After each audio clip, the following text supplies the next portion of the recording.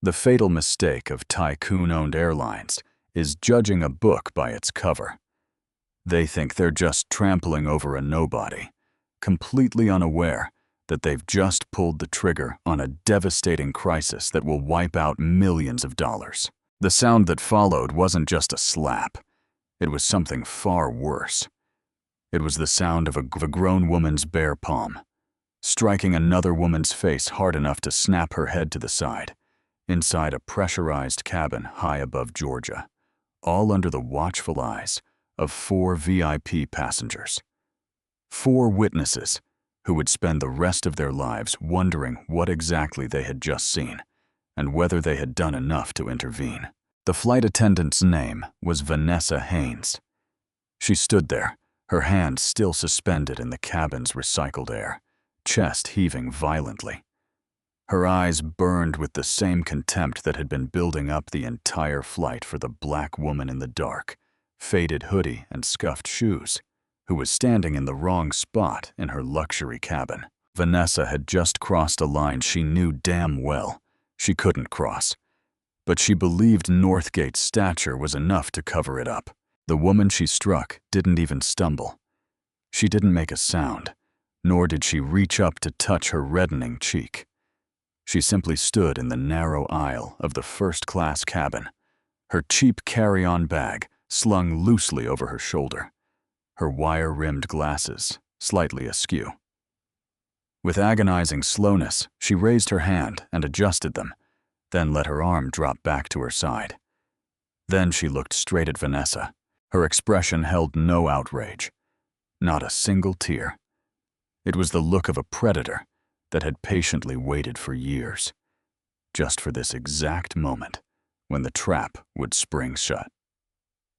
Her name was Avery Caldwell, and the second this private jet hits the rain-soaked tarmac the next morning, that name will trigger a financial meltdown, vaporizing millions of Northgate's dollars in a single day.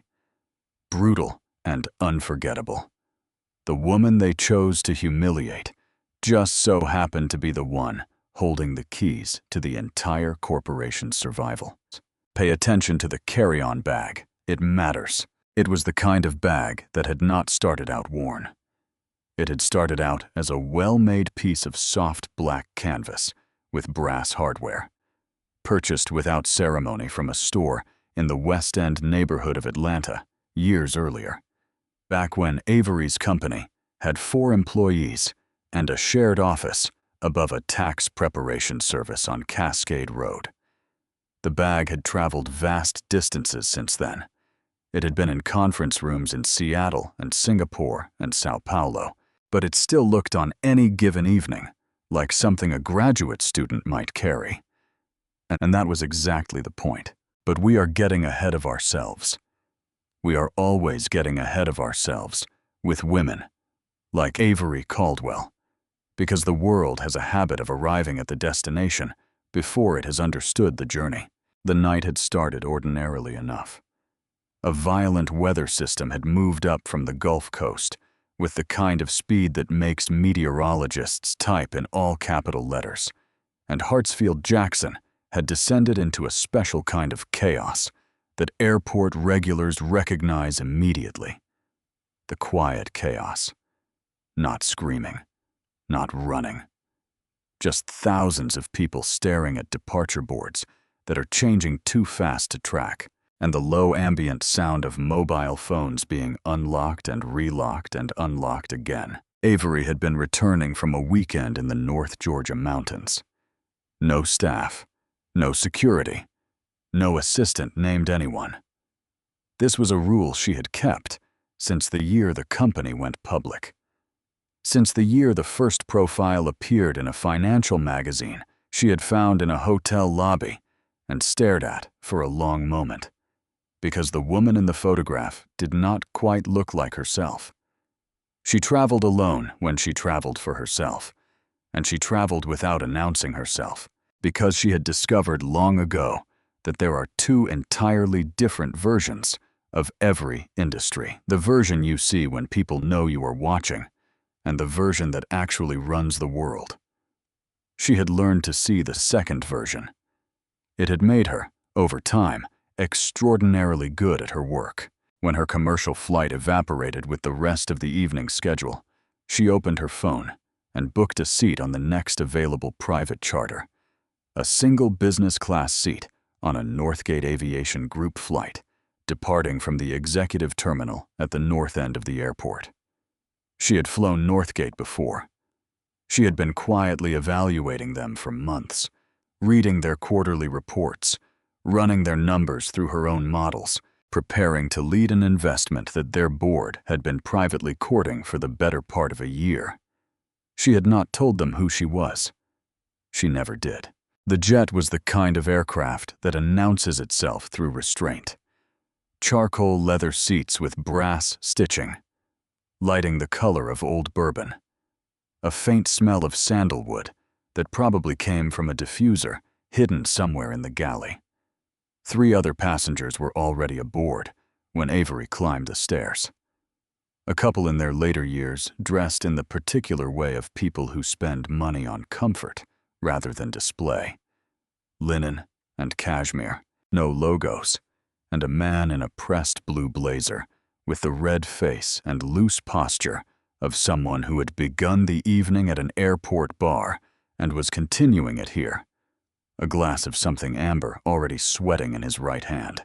Vanessa Haynes met her at the top of the stairs. Avery had seen her type before, though she had learned not to say so out loud. There is a kind of professional warmth that functions as a costume. It is put on in the morning and removed at night, and underneath it there is not warmth at all, but something cooler and more calculating. Vanessa wore that warmth. Her uniform was immaculate. Her posture was precise. And her eyes, in the half-second before they arranged themselves into the customer-facing expression she had perfected over years, did something that Avery clocked and filed and did not react to. They moved over her once, over the hoodie, over the bag, over the absence of anything that announced importance, and they cooled like a thermostat, quietly lowering a setting by a couple of degrees. Barely perceptible. But Avery had been noticing that 2-degree drop her entire adult life, and she never missed it. Boarding confirmation, Vanessa said. Not as a question. As a challenge, wearing the grammar of a question. Avery handed over her phone. The booking was there in full. Seat 4A. Business class. Full fare confirmed. Vanessa stared at the screen for a long time. Longer than it would take to read the name. Longer than it would take to read the seat number and the confirmation code. Long enough to be a decision. The man in the blazer turned in his seat and looked back at Avery with the slow, theatrical appraisal of a man who has not yet had a stranger refuse him anything. "You sure you're on the right plane, honey?" he said. His voice carried that particular music of confident men in enclosed spaces. The certainty that volume and familiarity together constitute permission.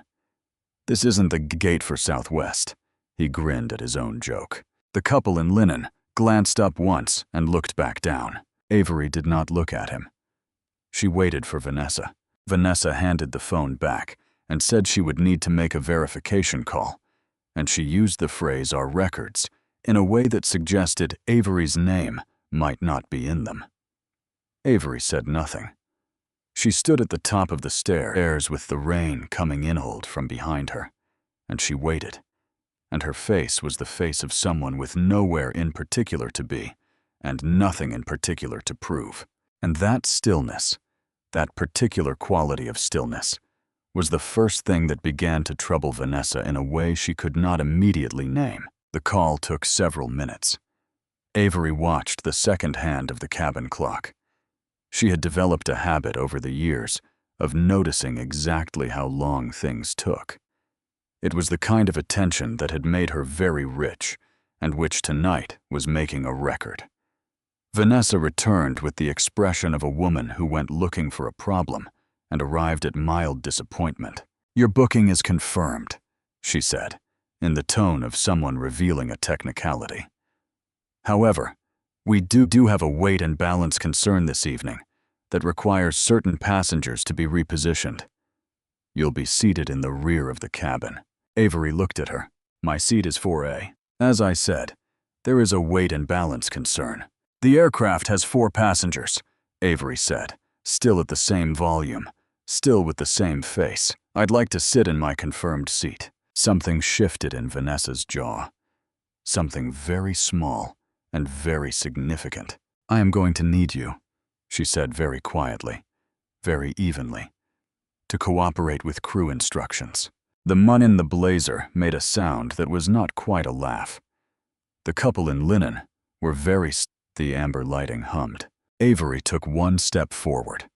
Not toward Vanessa, just forward, just present. Seat 4A, she said, and Vanessa's hand moved. It was not a calculated decision.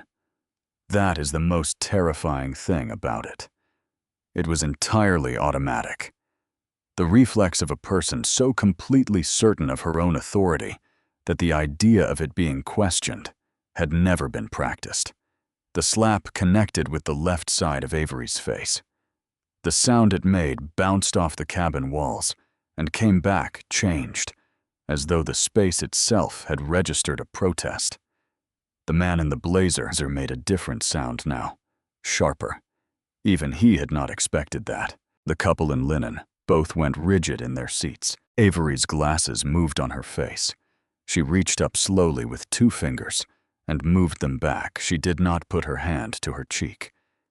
She looked at Vanessa with the expression of someone who has just finished calculating a very large number and arrived at a result that surprises no one who has been paying attention. You have just made, she said at barely a murmur, the most consequential error of your professional life. Vanessa did not apologize. Vanessa did not blink. She said with the steady authority of a person who has never once been made to account for anything that Avery could take a seat in the rear of the aircraft, or she could be removed from the flight entirely.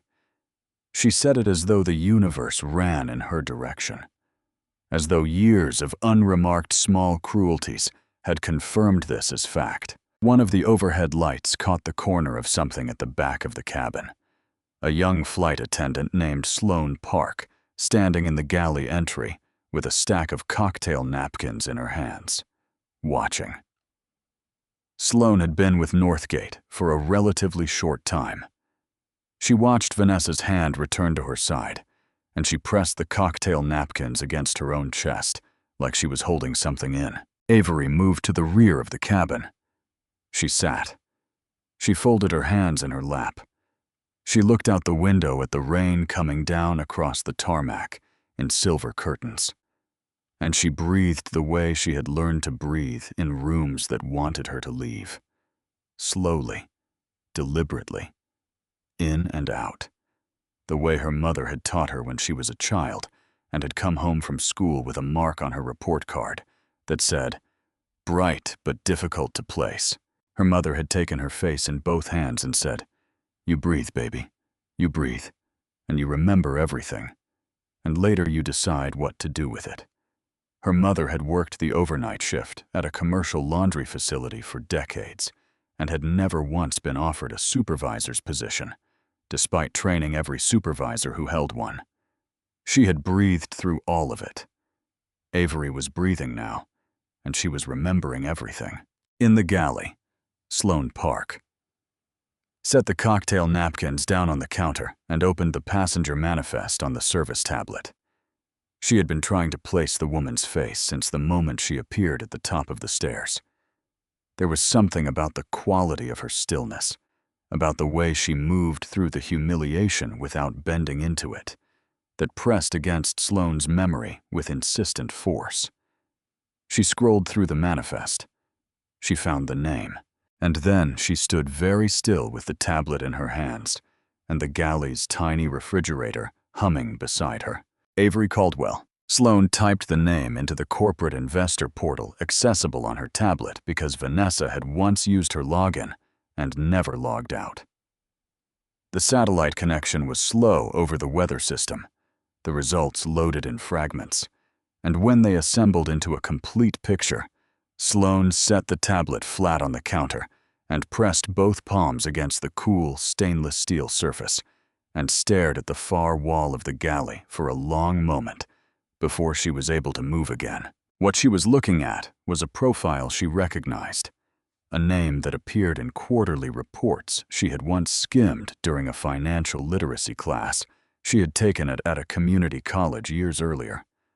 A photograph that matched the woman, currently sitting in the last row of the cabin, with her hands folded and her face perfectly composed, and her eyes on the rain-blurred lights of Atlanta, falling away below the wing. Avery Caldwell was not a passenger who had stumbled onto a charter flight. She was the silent majority stakeholder behind a holding fund that owned a significant percentage of Northgate Aviation Group's outstanding equity. She had been in closed negotiations with the Northgate board for months, preparing to lead a recapitalization investment of $310 million that the airline needed to survive a restructuring that its own CFO had privately described. In a document Sloane had just found attached to the investor profile as existential. The signing ceremony was scheduled for the following morning. Sloane picked up the tablet. She walked to the front of the cabin, where Vanessa was serving the man in the blazer.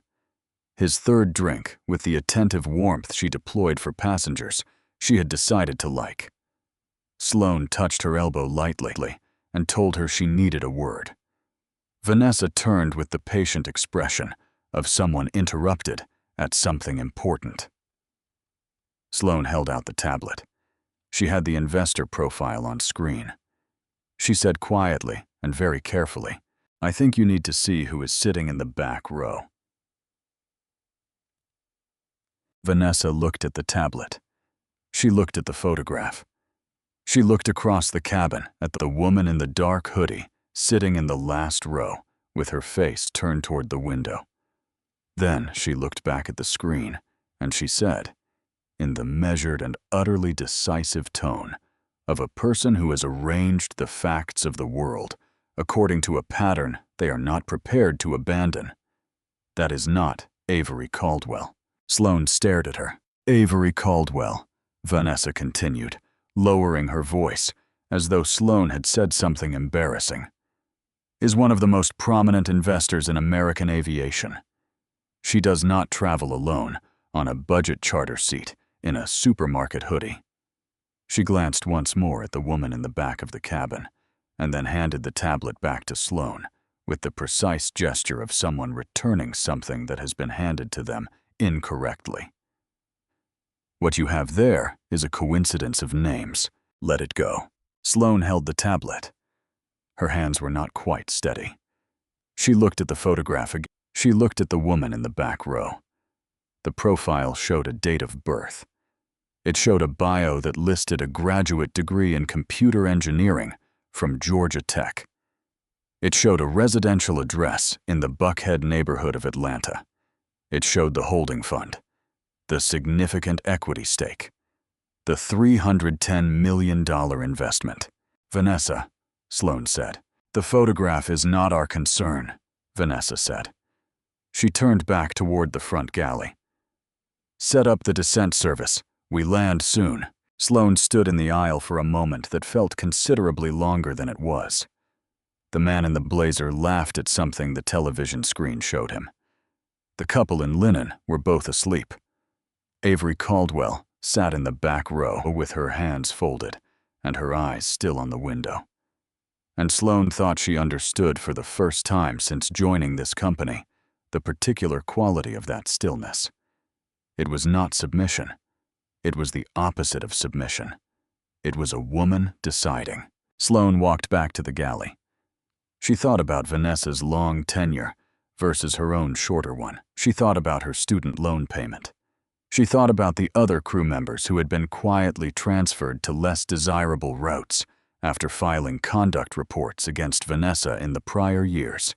Information she had gathered gradually, the way you gather weather patterns before a season changes. She thought about her mother, who had cleaned offices in Midtown Atlanta for decades and had told Sloane once on a Tuesday evening that over the phone that the worst thing you can do is see something wrong and arrange your life around not having seen it. Sloane opened a new message on the tablet. She typed for several minutes. She attached the investor profile. She attached the passenger manifest. She attached a written account of every detail she had witnessed from the galley entry, including the precise sound the slap had made when it connected, including the expression on Vanessa's face immediately after, including the man in the blazer's commentary throughout, including the couple's studied inattention. She addressed the message to the director of passenger operations, the head of human resources, and the executive assistant to Northgate's CEO, a man named Brendan Ashford, who had built the airline from a single regional route out of Charlotte, North Carolina, into the company it had become, and who had spent the last year watching its financial foundations quietly erode under the weight of decisions he had trusted other people to make. Sloane hit send. Then she stood in the galley with her back against the counter and the tablet against her chest, and she breathed. The jet touched down late that evening. Vanessa stood at the forward door and said gracious goodbyes to the couple in linen and to the man in the blazer who clapped her on the shoulder in the particular way of men who mistake familiarity for connection. She looked through Avery as Avery walked off the aircraft, not past her, through her, as though the woman who had just crossed the tarmac in the rain had already been classified as something other than a person and filed accordingly. Avery did not look back. She found her car at the edge of the executive terminal, got in, and sat in the dark for a moment with the bag on the seat beside her. Then she picked up her phone. She sent a 4-word message to her attorney, a man named Victor Forsythe, who had been her lead counsel for years and who had spent the last month preparing the contractual architecture for the Northgate signing. He read it, and he understood immediately what it meant, because there was only one thing it could mean. Then she called her assistant, a woman named Elena, who answered on the first ring the way she always did, regardless of the hour. "Cancel the morning," Avery said. "All of it. Issue a formal withdrawal by the early hours. No explanation, standard language." Elena asked no questions. Brendan Ashford had been asleep for a couple of hours when his phone lit up with a priority alert from his executive assistant. He had set that alert himself for anything from Victor Forsythe's office, because the kind of capital Avery Caldwell was prepared to commit did not tolerate loose ends. And Brendan had learned long ago that loose ends have a way of presenting themselves. In the early hours, he sat up and read the withdrawal notice twice. Then he turned on the lamp and read it a third time. It was formal, brief, and offered no explanation. He sat in the lamplight, with the phone in his hand, and the sound of the house around him at rest, and he felt the specific, nauseating quality of a realization arriving too late. Then his assistant's earlier message came back to him, the one she had forwarded from Sloane Park, the one he had not yet opened because it had arrived before the Forsythe notice, and he had not understood its priority. He opened it now. He read it once quickly, then very slowly. Then he got out of bed. By the early morning hours, Brendan Ashford had been on the phone with Northgate's general counsel, its board chair, and the head of investor relations. By later that morning, several board members had been pulled from their beds. Someone in the investor relations office had made the mistake of mentioning the withdrawal to an assistant who had a contact at a financial wire service. And that contact, understanding instantly what a $310 million investment reversal meant 1 hour before market open, ran the item without waiting to confirm. It was 4 paragraphs. The headline read, "Northgate Aviation faces uncertain morning amid reported withdrawal of major recapitalization deal." 4 paragraphs. That was all it took. The markets opened. By mid-morning, Northgate's stock had fallen sharply. By later that morning, it had fallen further. A former board member who had resigned over a governance dispute earlier gave a statement to a financial outlet that was calibrated to be fair and achieved the effect of being devastating. The stock shed a significant percentage by noon. Tens of millions of market capitalization gone before lunch and rising. The board convened an emergency session in the glass-walled conference room high in Northgate's headquarters on Peachtree Street in Buckhead. Brendan Ashford sat at the head of the table and watched people who had celebrated with him, built with him, argued, and agreed with him across years look at him now with the face that appears on powerful people when they are identifying who will absorb the consequences. The general counsel pulled Sloan Park's incident report. He read it aloud. The room was very quiet. Someone asked for the cabin security footage. It took a while to retrieve and load on the conference room screen. The room watched in total silence. The footage showed Avery arriving at the top of the stairs. It showed Vanessa's eyes moving over her. It showed the exchange at the seat. It showed the man in the blazer's commentary, visible in the angle of his body, and the reactions around him. It showed, clearly, without ambiguity, in the steady light of a business-class cabin over the state of Georgia, Vanessa Haynes's hand connecting with Avery Caldwell's face. It showed Avery straightening her glasses. No one in the conference room spoke for a long time after the footage ended.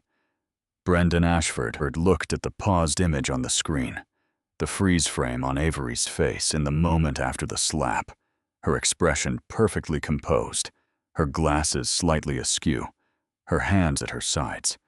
And he said 4 words that would later be repeated in every account of that morning. I said, "What did we do?" Vanessa's company phone was remotely deactivated that morning. She received a message on her personal phone asking her to report to Northgate headquarters. She arrived later that morning in her full uniform, pressed and precise, the way she had arrived at every difficult situation in her career, because she believed in the uniform and what it meant, and the authority it conferred. The security guard at the reception desk asked for her access badge, with a particular quiet of a man who has been given instructions and is following them exactly. She handed it over. She took the elevator. She was escorted to a small meeting room, windowless, a water pitcher on the table. 2 people from human resources and 1 from legal. All of them with the professionally neutral expression that people wear when they are about to end something. Vanessa sat. She believed in those first minutes, in the bedrock certainty of years without a sustained complaint, in the self-knowledge of a professional who has always known what she was doing and why. That this would be resolved. She said the passenger had been disruptive. She said she had maintained order. She said the complaint, whatever form it had taken, was an exaggeration by someone who did not understand aviation protocol.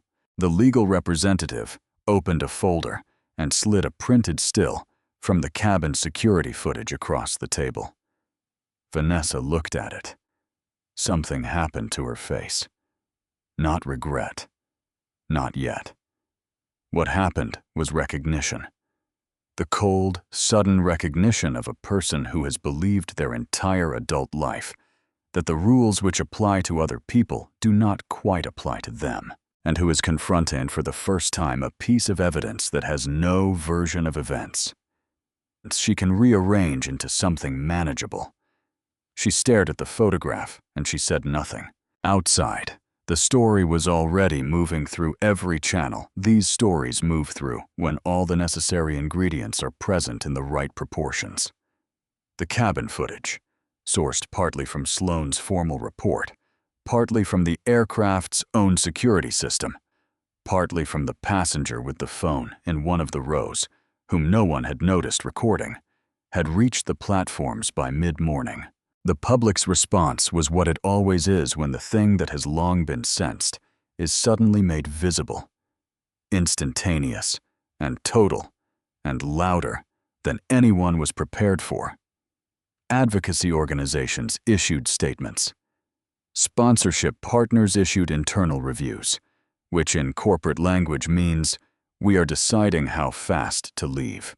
A consumer protection group published an open letter that included, and this was the part Northgate had no answer for, documentation of several previous incidents on Northgate flights in prior years involving Black passengers who had been rerouted, downgraded, or removed from aircraft on grounds that subsequent investigation had found to be without merit. All of them had been settled internally. None had ever been publicly acknowledged. Those incidents now stood in the light of this one, and they were not small anymore. By the following afternoon, 2 of Northgate's 3 largest institutional investors had requested emergency briefings with the board. One of them used the phrase "reviewing our position," which means they were already building the sell order. Vanessa stopped going outside by the end of the week. Not because she had been told to, because her face was now attached to something she could not outrun. Avery Caldwell gave no interview that day. Her publicist, a calm, architecturally precise woman named Gloria, who had worked in communications for decades and understood the strategic geometry of silence, confirmed only that Miss Caldwell was aware of developments and would speak when she chose. Gloria had already discussed with Victor Forsythe the exact shape of what "when she chose" would look like. Time for the story to self-organize around the documented facts, for the public's own moral processing to complete its first full cycle, so that when Avery's voice entered the conversation, it would land not on a landscape she had to define, but on one that was already fully shaped. Avery appeared on a financial news program broadcast from a Midtown Atlanta studio. She wore a dark blazer. Her natural hair was framed by studio lighting with the quality of something intentional. She sat with her back straight and her hands in her lap and the carry-on bag, that worn black canvas bag with the brass hardware, sitting on the floor beside her chair, because she had brought it on purpose, and because some symbols do not require explanation. The anchor's name was Margot Delaney. She had conducted interviews with 4 sitting senators and 2 secretaries of state, and she would say afterward that Avery Caldwell was the most controlled person she had sat across from in years of live television. Avery did not cry. She did not perform anything. When Margot asked her to describe what had happened on the aircraft, she described it in the flat, precise register of someone giving a deposition. Not a testimony of grievance, not a bid for sympathy. Just facts, in order, in a room where they had not previously been allowed to exist in this form. When Margot asked how she felt, Avery was quiet for a moment. The studio was very quiet. Then she said something that was replayed countless times in the days that followed. She said, "The slap is not the story. The slap is just the thing that made the story impossible to ignore. The story is that a woman looked at me and decided, in under a few seconds, who I was and what I deserved. And she was completely comfortable with that decision. That comfort, that settled, unexamined certainty, that's not a Northgate aviation problem. That's everywhere. I just happened to be in a position to make it cost something." Margot asked whether she would reconsider the Northgate investment. Avery said she had no intention of returning to that table. She said she had redirected the capital to a partnership with a regional airline called Blue Ridge Air, based in Asheville, North Carolina, which had approached her more than a year earlier and had since demonstrated through several incognito visits she had made to their operations. Coach class, no announcement, a service culture that appeared to be genuinely, rather than decoratively, committed to treating every passenger as a person.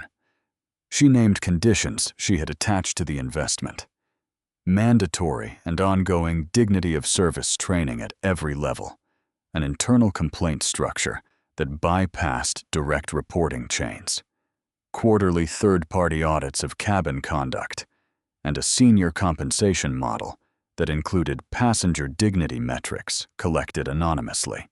Her legal team had spent weeks building the contractual framework. She had reviewed every clause herself. Blue Ridge Air's stock, which was small and had received almost no financial press attention that week, increased significantly in after-hours trading.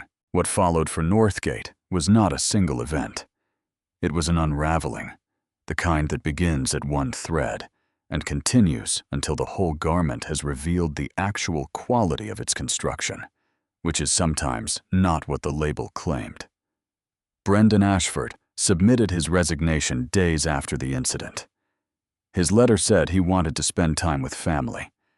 It was the language of men who have not been given a choice in the matter of their own departure. The board commissioned an external audit of service practices and cabin conduct protocols, a decision made not from moral reckoning, but from the actuarial mathematics of liability, which sometimes produces the same outcomes as conscience, even when the motivation is entirely different. Several members of the cabin crew from that flight were placed on suspension pending investigation. Vanessa had already been formally terminated days earlier, following the completion of the HR review, the outcome of which surprised no one who had read Sloane's incident report or the prior settlements. Vanessa herself had expected the termination. She had not expected the rest. She had not anticipated the weight of being recognizable to strangers in a particular way, not with admiration, not with indifference, but with a specific kind of recognition that carries no warmth at all. She had lived for years in the invisible authority of a uniform and a title and a set of assumptions about who was permitted to do what. On aircraft that belonged to a company she had served without ever questioning whether the standards she upheld applied equally in every direction. She had not questioned it because she had not needed to. When you have never been on the wrong side of a set of assumptions, you rarely notice that the assumptions exist. She hired an attorney. Through that attorney, weeks after the incident, she submitted a formal request to meet with Avery Caldwell. She expected no response. The response arrived after a few days. Yes, 1 hour. Location and time to be specified. Vanessa arrived at Avery Caldwell's offices, a suite of clean, spare rooms high in a building on West Peachtree Street that she had walked past many times without knowing who it housed, exactly on time. She wore no uniform. She carried nothing.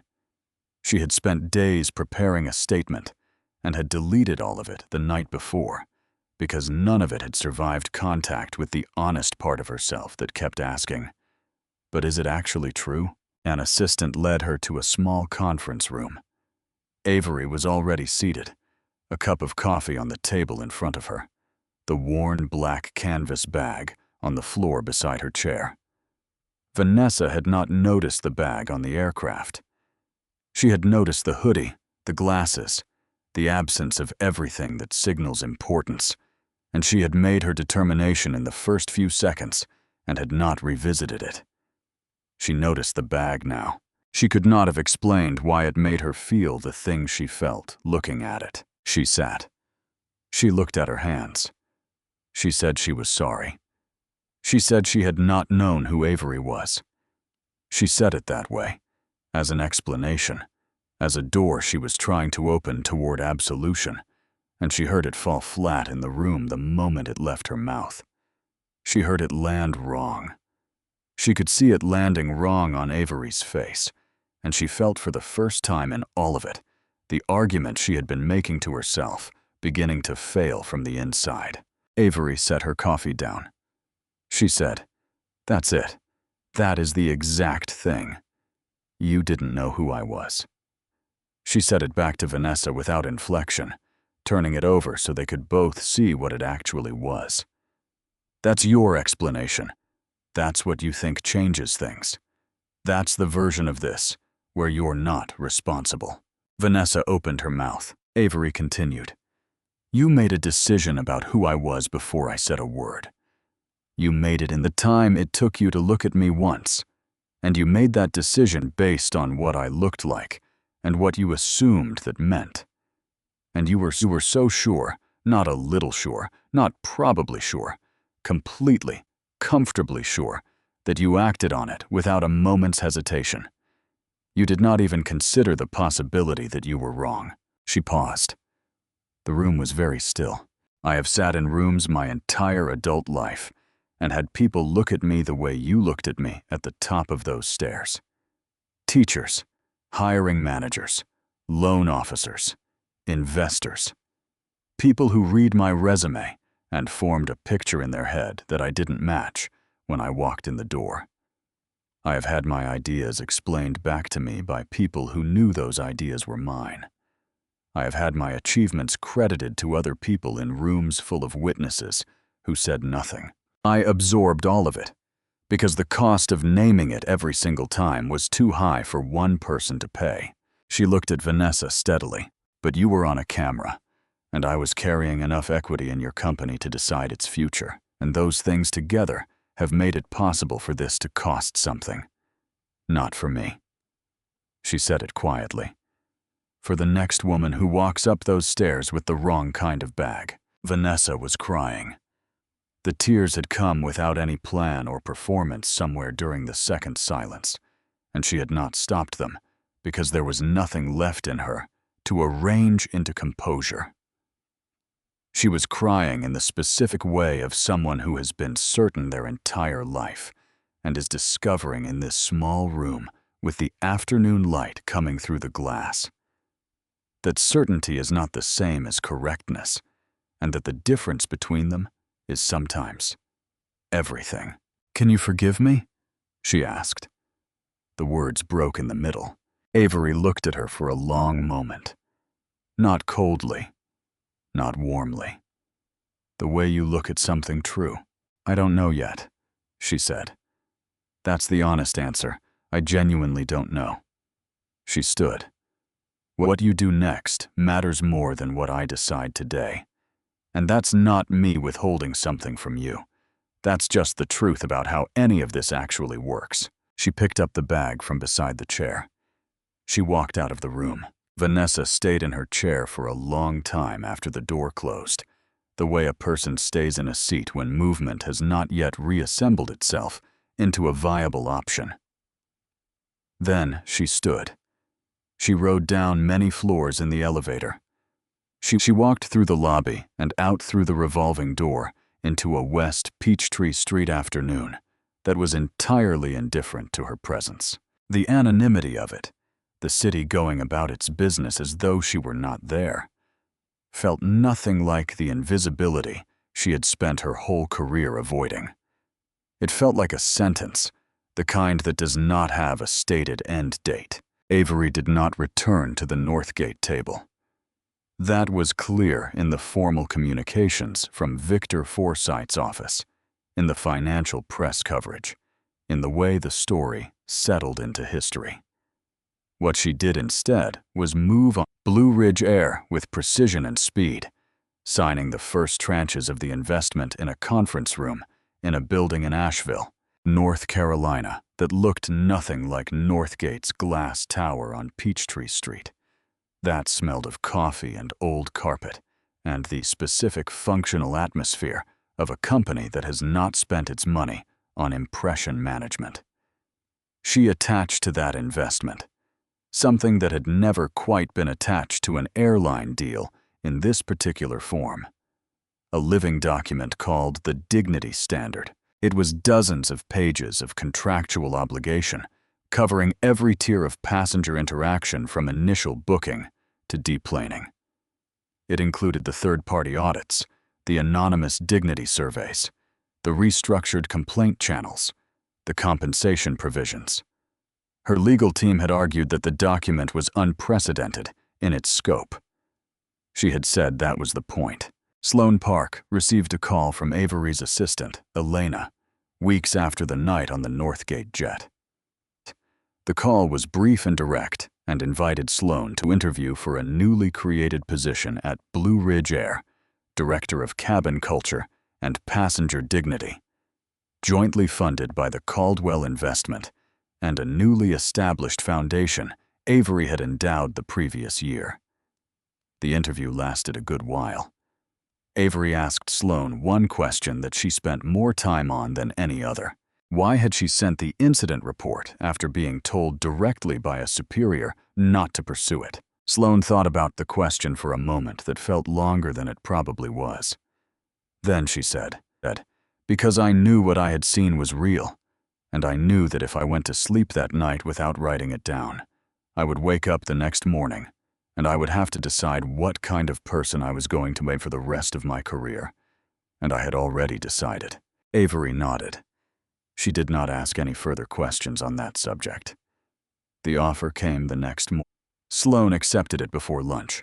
Northgate Aviation found replacement financing at unfavorable terms and entered a restructuring that would reduce its workforce and its fleet over the following stretch of time.